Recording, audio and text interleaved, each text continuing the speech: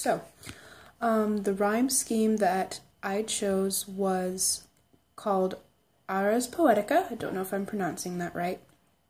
But what I learned was that it's a rhyme or a type of poem that's about poetry. And so it's a poem that tries to describe poetry, which I thought was pretty interesting because I'd never heard of something like that before. Usually when I thought about like the different forms of poetry, it was always like the way that it was written or structured as opposed to like what it was about. I guess outside of slam poetry, but I don't know if slam poetry would be considered a form of poetry. I found an Ars Poetica poem by this person named Horace, who was like one of the most credited people to write in the style of Ars Poetica. And this is according to world-class poetry, or yeah, world-class-poetry.com. Says that Horace was one of the greatest Roman poets of his age. And he wrote a poem, or an Ars Poetica, from Horace's poem. Oh, it's titled Ars Poetica, or it's also titled the Epistle to the Pisciones.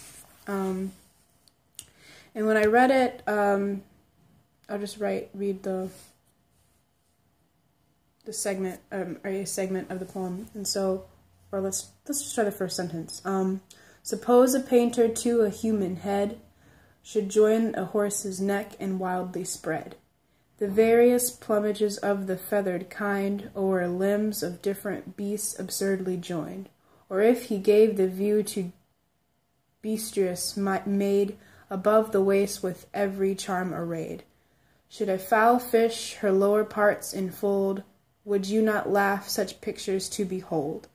Such is the book that, like a sick man's dreams, varies all shapes and mixes all extremes. So, from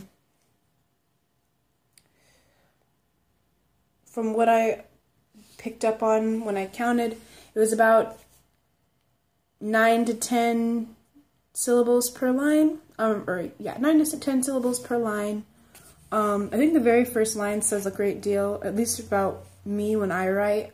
Suppose a painter to a human head, just I thought was like really interesting imagery. Should join a horse's neck and wildly spread. That one still throws me for a loop. Should join a horse's neck and wildly spread. I'll have to analyze that more.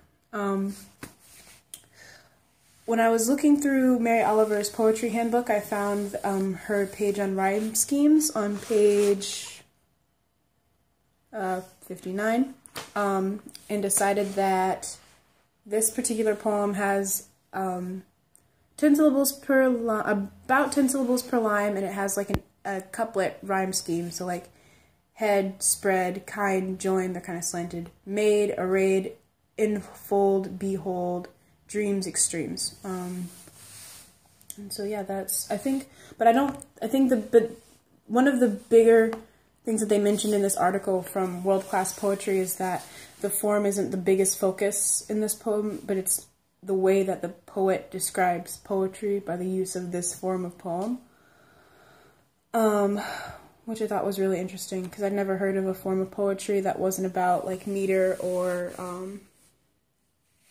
something else. I wasn't expecting a poem about poetry. As far as my reflection for the week, I thought that I learned a great deal between Mary Oliver's text and Foster's. I feel like I have the potential to do make a lot of good work this year, and also learn a lot of new stuff, which I'm looking forward to. Yeah, that's week 2. Have a good weekend.